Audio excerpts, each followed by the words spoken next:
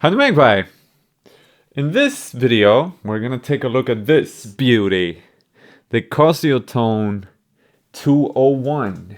First Casio keyboard that they ever made, which is... Before this, there was only this one that I haven't even unpacked yet. A calculator. They went from this to this. And then they went from this to this. How crazy is that? I mean, I get these though. Huh? But in between, let's do it chronologically like this. So they go like that, and then they go like this, and then they go like that. Pretty crazy to think that this is also the thing that became sort of legendary, whilst the Casiotone 201 is not something that I knew of at all. However, instead of me continuing my... let's get a 1 minute sort of history infomercial by none other than the lovely Synths and Sounds. So there's a link in the description, and let's roll it so he can take care of the important part and I can just make sounds. Wow, Simon, what a beauty you got there. If only there was a person that really knows about its historical importance to properly appreciate the meaningfulness of it. But wait, there is one. Alex Ball, mastermind behind synth documentaries such as Land of the Rising Sun. Unfortunately, he was unavailable, so it is my turn to tell you all about the history of the Casiotone 201 in 60 seconds. Before 1980, electronic music instruments were huge machines, but ahead was one of music electronics' biggest revolutions: integrated circuits.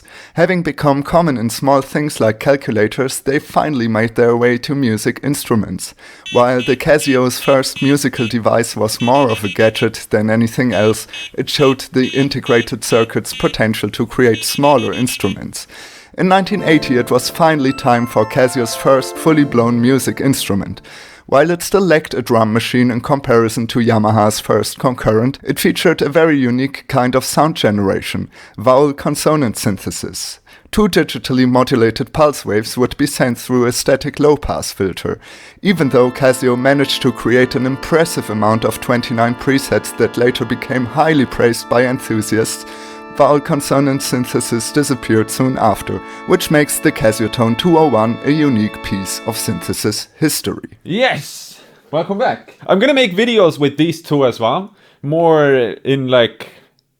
I don't really... But in this video, we're gonna focus on the Casiotone 201. Power. It's just a standard one like this. We should set up a camera on this menu here, so we have that covered. Because this is the tiny menu thing where you do sort of everything. We also have a couple of inputs on the backside.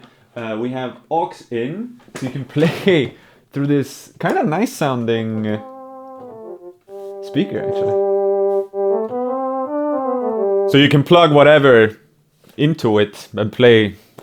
I don't know, maybe you wanted to connect a drum machine or something like that back in the day. But it's also got like an echo send and receive. It's called echo, but I think you can put just any given pedal. We're gonna listen to it here, and then we're possibly gonna move over to the computer to lay down something or start something with it.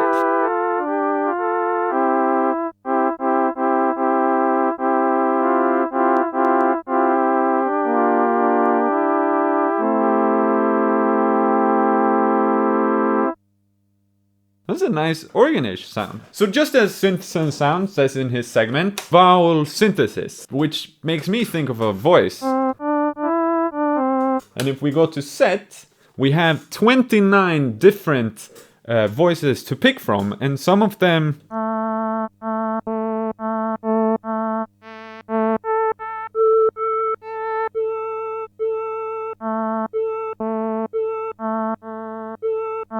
Some of them are kind of human voicey. Many of them are just like a kind of specific sound first, and then it's the same after. So it's like a attack sound, but then there's that organ sound behind. But yeah, you pick a voice by putting this one in set, and then just choose one. Let's go with something kind of specific.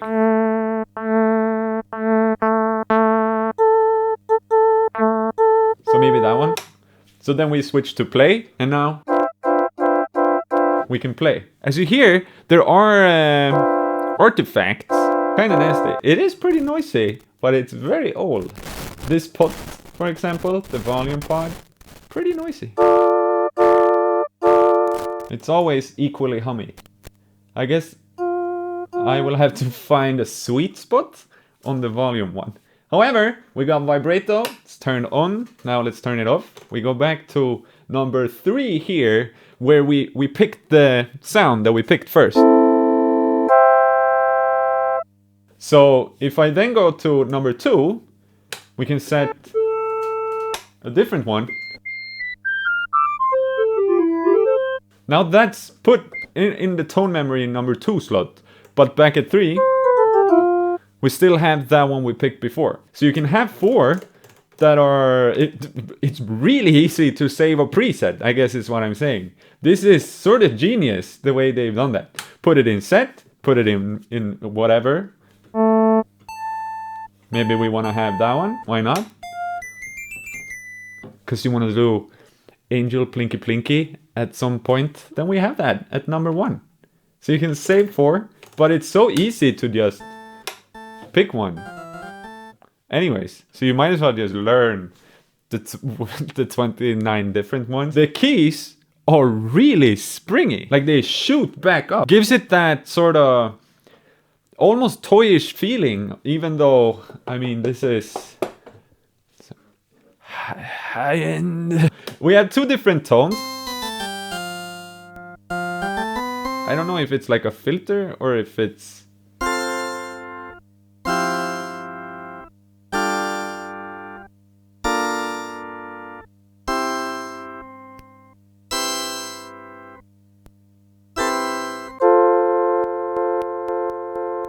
No idea.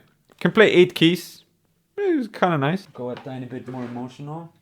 Ooh, that added some noise.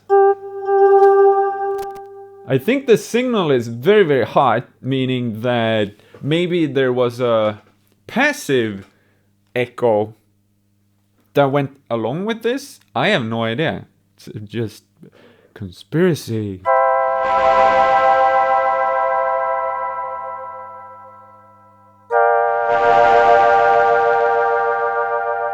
Oh.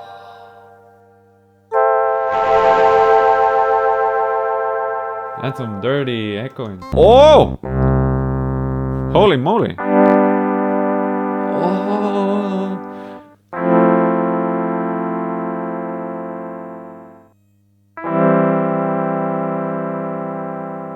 Yeah, that one I really like.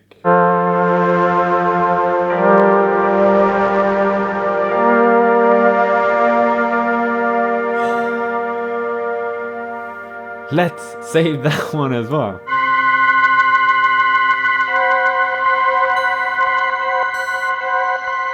There's a lot of nice voices in this one, but they are kind of like VST, if that makes sense. They feel very VST, like a free VST.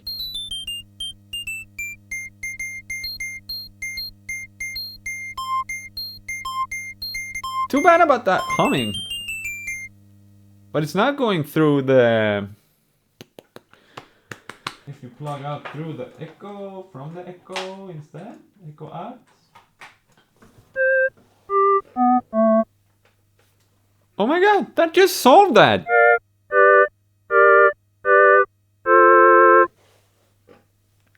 Haha! Me genius! Bass sounds is definitely not where it's at. Like, I don't know if I can find any that is a really nice bass. And then I did it! Maybe we should move over to the computer right away so we can layer different sounds and see how that works.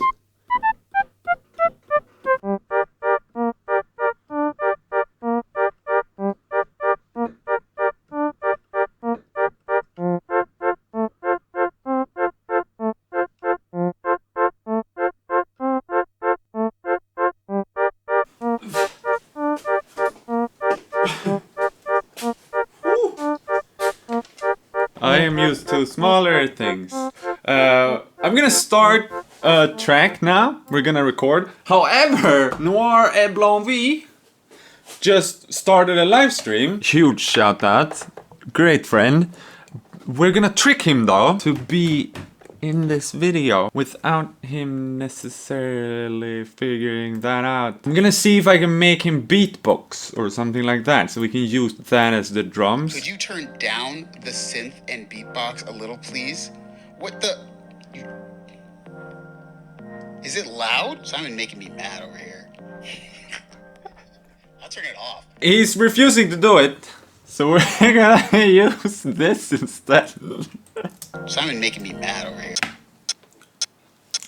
Okay, I made a hi-hat. Oh, echo out, so it's less noisy. We put a patch cable in output, just so that we don't get the speaker. Medieval. What do we do? Sticking.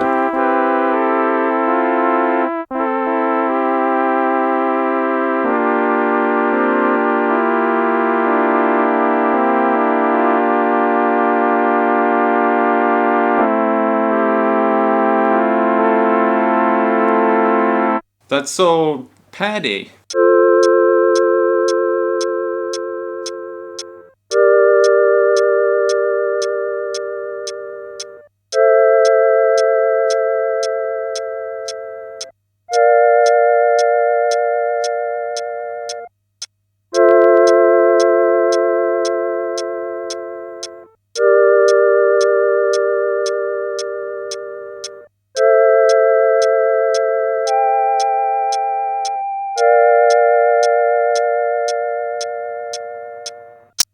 Maybe I like that G. Gonna make a drum beat.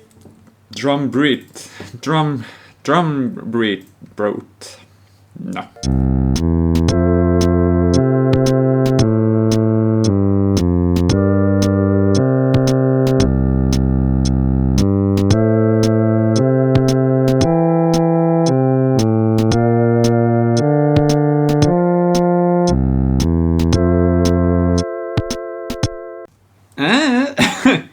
Funky.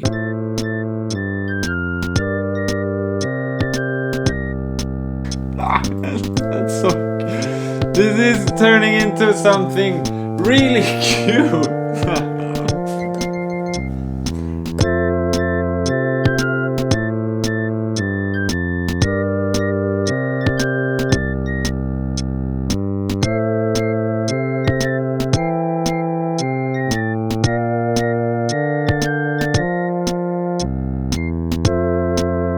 I like it. I like that it's kind of off.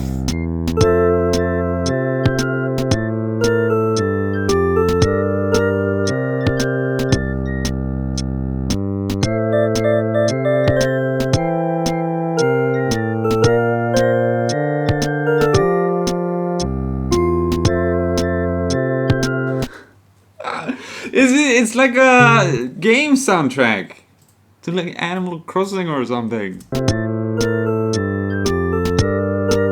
But the sound has that characteristic. I'm bringing it forth a tiny bit more with the chiptune drum sounds. Yeah.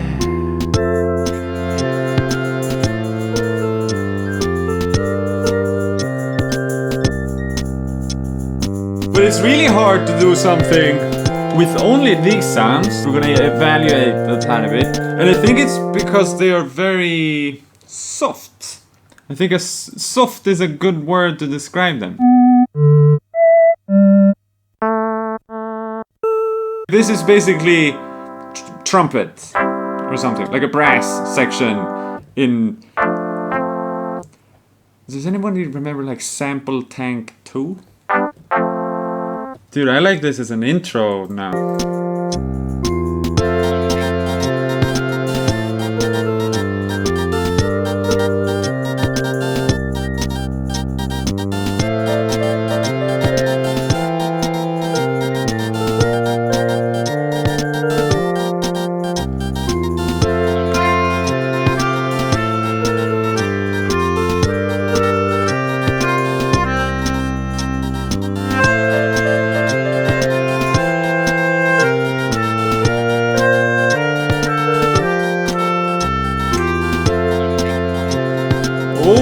All it needs is some freaky lyrics, and then sounds come in one after the other, and then we have something. Sims language. How does Sims? Super bidi baba. Zambo body ba. Tipala up the body. Uzo on the body. Rappere bere hoppere. Sometimes look it up. Rappere hoppere up me daddy. Whoopity whoppity up. No, up me up in the hoop mighty. I cannot find what words to.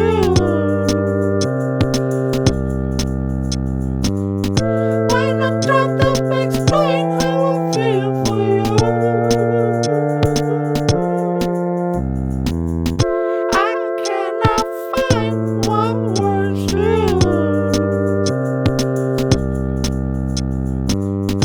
When I try to explain how I feel for you.